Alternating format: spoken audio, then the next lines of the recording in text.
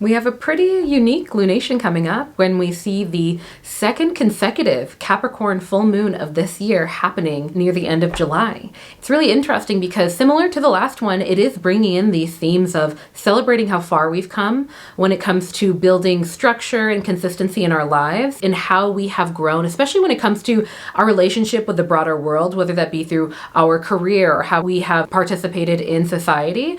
But looking at the transits that are happening around this specific full moon, it makes it so it shows up a little bit differently in that it's really feeling like this potent culmination point where there's a higher likelihood of emotional outbursts, emotional expression, where things are really coming to the surface, not only thanks to this being a full moon, but thanks to Uranus playing a notable role. But we do have some pretty benefic transits also helping us, really lighting the way, lighting the path towards growth in a lot of ways. So let's dive in.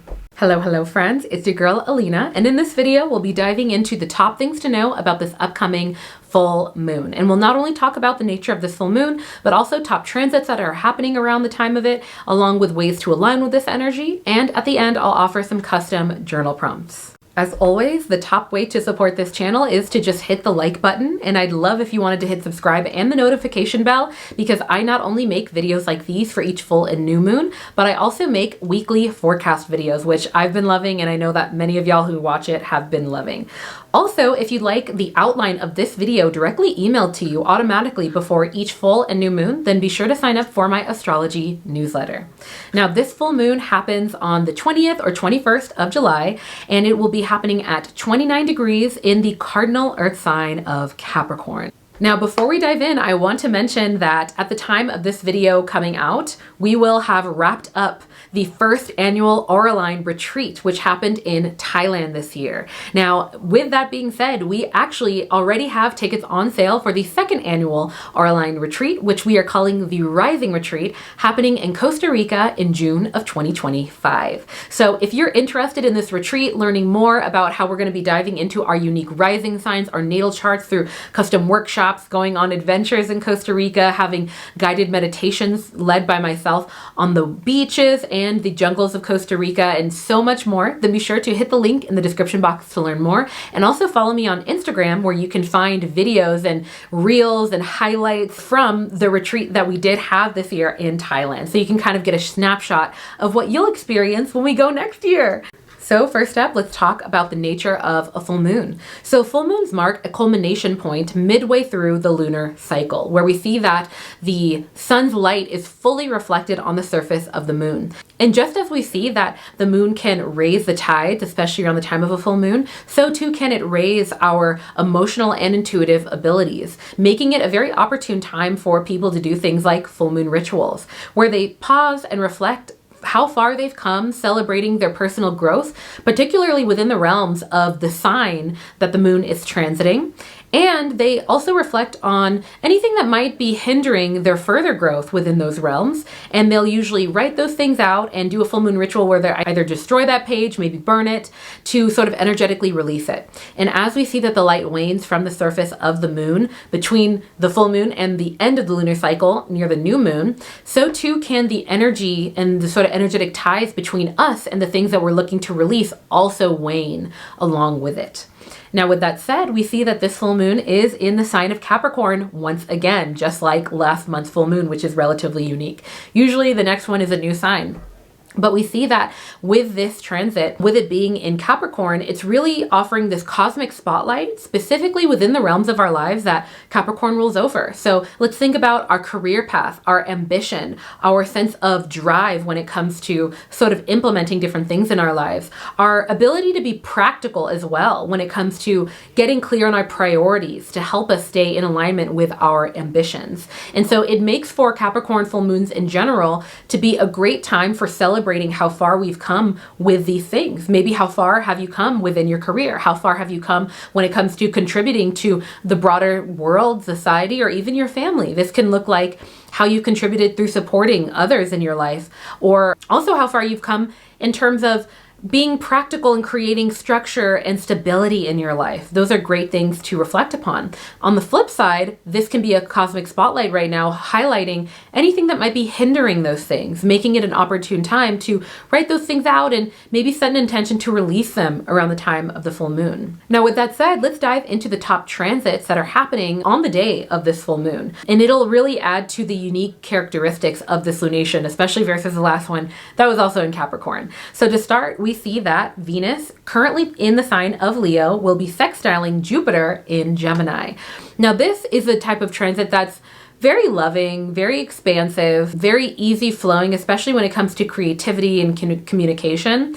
And I say that because we see Venus, the planet of love and relationships, currently in the outgoing and more social and more advocating sign of Leo, coming together in a complementary sextile with Jupiter, the planet of expansion and luck, which is currently in the very social sign of Gemini, another social sign. So it's really interesting to see that they're coming together in this way, because Jupiter in general can tend to amplify the state of the other planet that it's coming together with, whether it's for the best or for the worst. In this case, it's for the best because it's in a sextile with Venus. So we see that it's more complementary. So this can really bring about a high potential of luck in a lot of ways. And a lot of it is likely tied to luck within our relationships, within our socializing, within us maybe going out and being about, think about dates, matters of the heart, reconnecting with friends in some way. And overall, it can make us feel like the life of the party in some cases, where it seems like people are inviting us to things, or when we go out, we notice that all of the interactions that we have, they're a bit easier flowing in a lot of ways. But with that said, we see that one of the bigger players during this full moon, we see that Uranus in Taurus will be squaring off with Mercury, which is currently in Leo. So when we see these two planets, we see Uranus, the planet of sudden shifts, sudden changes, shaking things up in certain ways, coming together in a square aspect, pretty difficult one, with Mercury, the planet of our thinking processes and how we communicate things.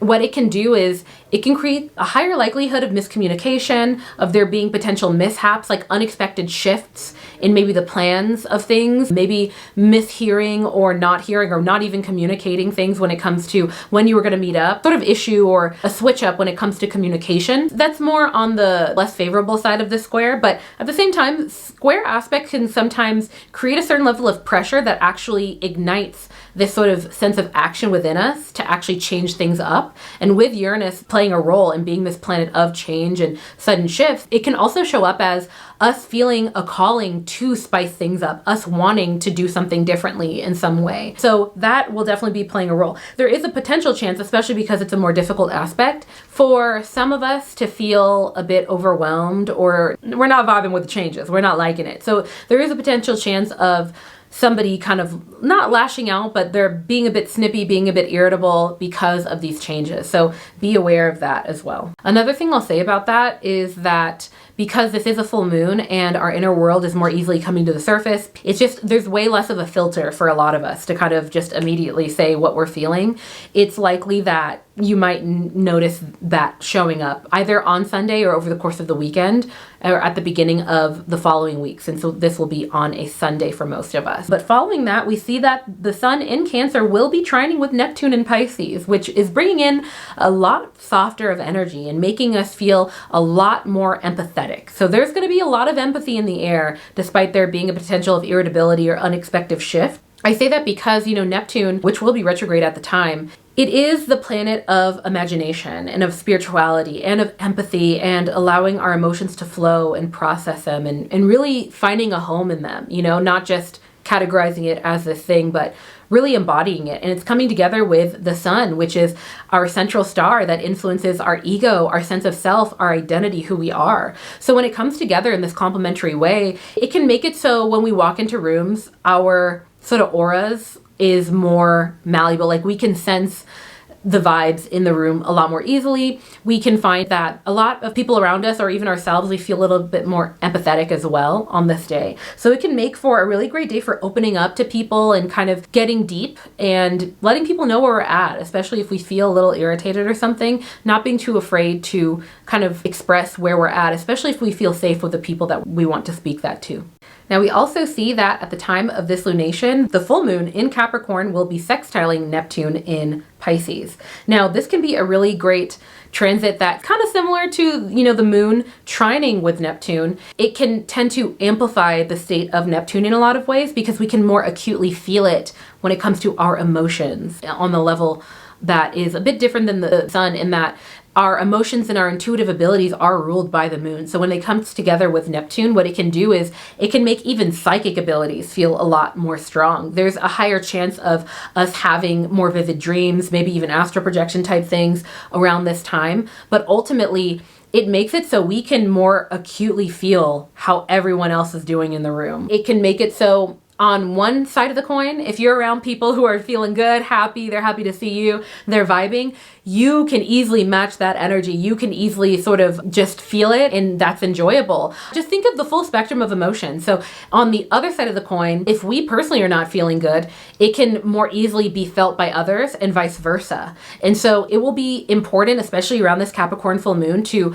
not be afraid to set boundaries, whether they're really light ones where it's not like, I can't talk to you right now. It could be that as well if you need to set that. If you're picking up on other people's energy and you're like, man, I'm just carrying these unnecessary emotions that I'm realizing that are not mine. Like there's a codependent area that's kind of being spotlighted maybe around the time of this full moon. It can show up that way, but it can also show up as, I can already sense the vibes of everyone of this situation, and I'm going to listen to that intuition and separate myself. Or on the other end of the spectrum, it's like, man, this is feeling amazing. I want to go on a date. I want to see that one person I'm in love with and just have this sort of beautiful connection with them because of how easily we can empathize and connect with people on a more spiritual level at this time. So overall, with the context of the transits that are happening around the time of this full moon, along with the state of the moon in Capricorn, having the sextile aspect with Neptune as well, specifically, I think that this time on Sunday when this is happening, or the weekend,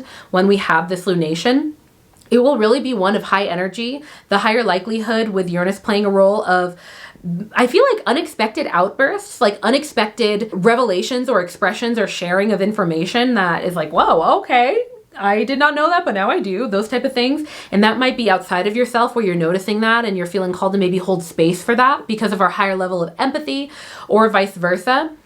But I think that it's going to make for a pretty social, high energy, and high emotion period of time. So definitely tread lightly, and I would highly suggest sort of reading the room, remembering to read the room, and based off of that, deciding if you want to be in that space. Because again, there can be a higher likelihood of it's not the best vibe, that you feeling that and it kind of infecting you. But if it is a good vibe, it also infecting you in a good way, in that you're sharing that with others in that empathetic sort of way.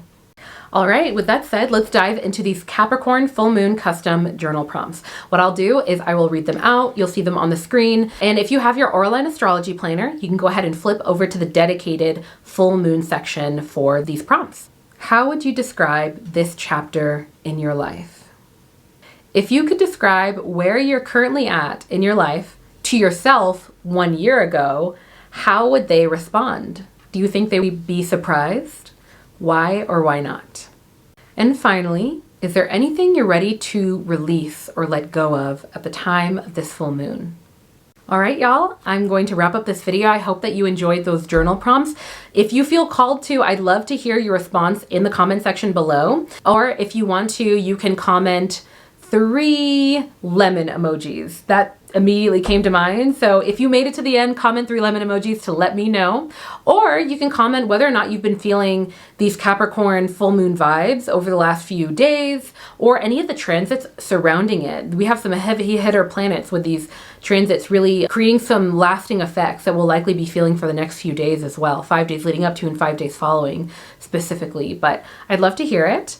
But with that said, I will leave you with my favorite quote, and that is, be gentle with yourself, because life is about the journey, not the destination.